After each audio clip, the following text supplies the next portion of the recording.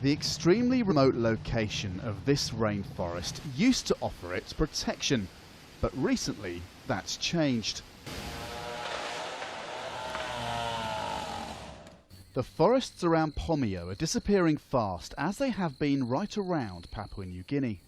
We have lost everything. If we have been here 2 years ago, we would be standing underneath a very big tree. I may be looking at the birds flying around the trees. But now look at this. So we would have been in the middle of the forest? Yes, we would be in the middle of the forest. Yeah, it's gone.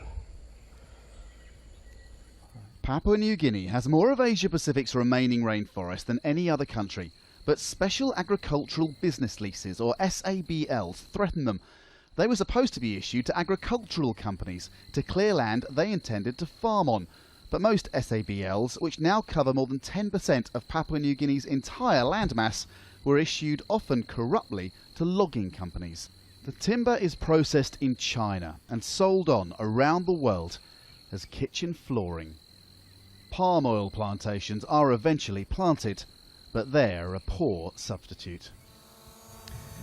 You're supposed to avoid emotion in reports like this, but this scene is just profoundly depressing. When I first saw it, it took my breath away.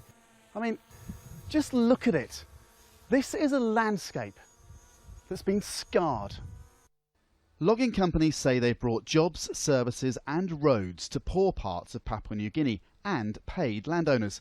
But this satellite imagery, with pictures taken in 2013 and again this year, shows in just one area the extent of what's been lost.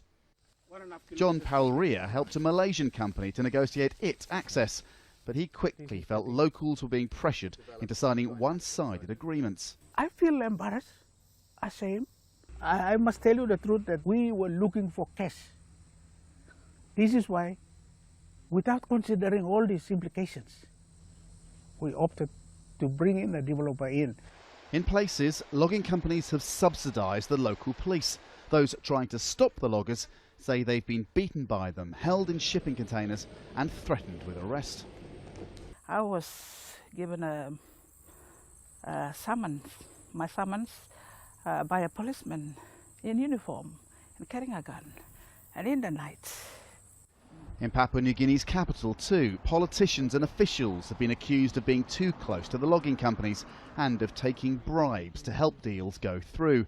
The country's new lands minister doesn't deny that, but says he's part of the solution. SABLs is a disaster. It's a disgrace. There's definitely some that are illegal. There's no question.